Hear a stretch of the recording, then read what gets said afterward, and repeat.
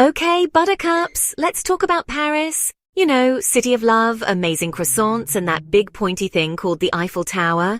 It is probably the most famous landmark in the world. People take millions of photos with it. They climb it, they propose under it, they put little tiny versions of it on their keychains. But what if I told you that someone once tried to sell it? Not as a landmark, oh no. He tried to sell it for scrap metal like an old rusty car. And the best part, he did it twice. This story is completely bonkers. So grab a cup of tea, maybe a biscuit, and let's dive into the most brilliant, most ridiculous con in history. Honestly, you won't believe it. This all happened back in 1925. Let's get properly introduced to our main character, Victor Lustig. He wasn't French, not at all. He came from the area we now call the Czech Republic. But he could speak about 5 languages fluently, including French, and he could slip into any high society party like he was born there. He was always dressed impeccably. We are talking tailored suits, polished shoes, and a hat tilted at just the right angle. He had these calm, intelligent eyes that made you feel like you were the most important person in the room. He was a master of reading people, of finding their secret wishes and their biggest fears, and then using those against them. He was, in short, a professional trickster. Before he set his sights on the Eiffel Tower, Victor had a long and very successful career in con artistry. He spent years on fancy ocean liners, swindling rich passengers out of their money with made-up get-rich-quick schemes. He even had a money printing machine that he would sell to greedy suckers. It was just a box that slowly pushed out 1 or 2 real $100 bills. Of course, by the time the buyer realized it was just a wooden box with a couple of notes inside, Victor was long gone, probably sipping a cocktail on another continent. This was the level of genius we are dealing with. So when Victor read that newspaper article about the high maintenance and repair costs of the Eiffel Tower, his brain went into overdrive. This was not like selling a silly box. This was the big one, the Sistine Chapel of scams. He went to a printer and had some very fancy, very official-looking government stationery made. He gave himself a fake title, Deputy Director General of the Ministry of Posts and Telegraphs. It sounds important, doesn't it? With his fake identity and fancy paper, Victor was ready to set his plan in motion.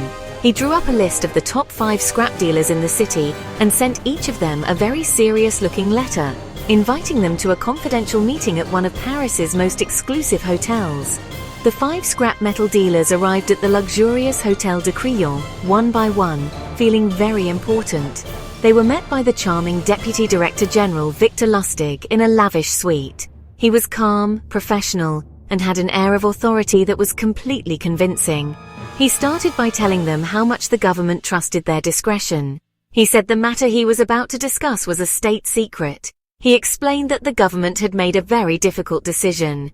The Eiffel Tower, he said with a heavy sigh, had to come down. He laid it on thick. He talked about the engineering problems and the astronomical maintenance costs. "Gentlemen," he probably said, looking each of them in the eye, "the upkeep is simply bankrupting the city. Painting it alone is a nightmare." To make his story even more believable, Victor even took the men on a tour of the tower. He hired a limousine and drove them around the landmark, pointing out imaginary structural weaknesses and sighing about the cost of it all. He did not have any special access, of course. He was just a tourist like anyone else, but he acted like he owned the place. During the tour and the meetings, Victor was carefully studying his marks. He quickly identified his man André Poisson. Poisson was a bit newer to the Paris business scene. He felt insecure and was desperate to make a name for himself among the city's elite. At their second meeting, Victor changed his act. He dropped the professional government official routine and became a bit more personal. He sighed and confessed to Poisson that his government salary was terribly low. He complained that it was impossible to live the kind of life he wanted on a minister's pay. He was not asking for a bribe directly. Oh no, he was far too smooth for that. He was just hinting very strongly that a little extra something would help ensure that Poisson's bid was the one that was chosen. It was a genius move. For Poisson, this suddenly made everything clear. Ah, a corrupt government official. Now that made sense. Feeling relieved and clever for having figured it out, Poisson not only handed over the check for the Eiffel Tower scrap, but he also added a very large cash bribe on top, just to grease the wheels. Victor Lustig accepted both with a solemn nod, trying very hard not to laugh.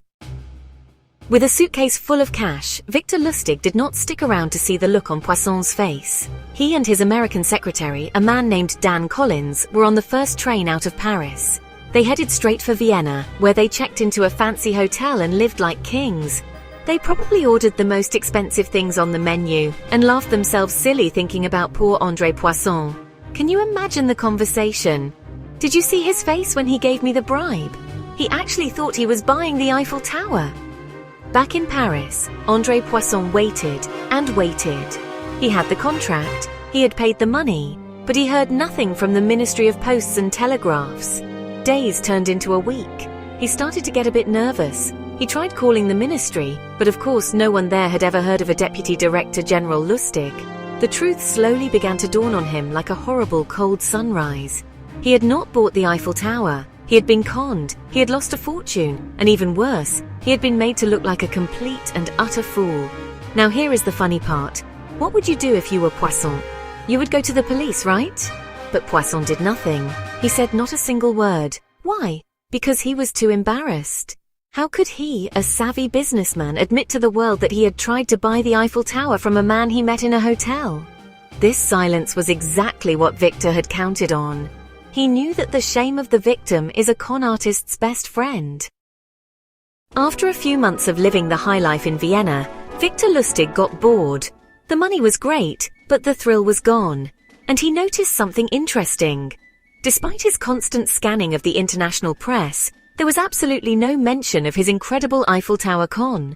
A wicked, brilliant, and incredibly bold idea began to form in his mind. If it worked so well the first time, why not do it again? So, in an act of unbelievable nerve, Victor Lustig returned to Paris just a month later. He checked back into a fancy hotel, got his fake government stationery out again, and prepared to sell the Eiffel Tower for a second time. He invited this new group of 5 dealers for a meeting. He was just as charming, just as convincing as he was the first time. He had the whole performance down to a fine art. The dealers listened intently, their minds whirling with the possibilities. It was working. Again. He was actually going to pull it off a second time. This time, however, he had a little bit of bad luck.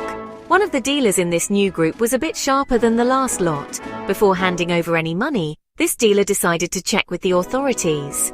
He made a quiet phone call to the police to ask about this secret government project. The police, of course, had no idea what he was talking about, but were very interested to hear more. They realized a scam was in progress.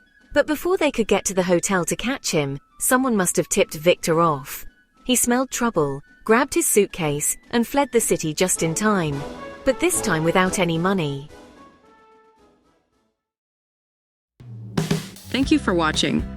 Hope you found this video informative and entertaining. Please subscribe, like, share, and comment. We do like to know and hear your feedback. And if you have the means, please consider supporting us on Patreon, where you can get early access to our videos, and where we post bonus material. Till next time, this is Geeky Tidbits saying cheers and have a good day.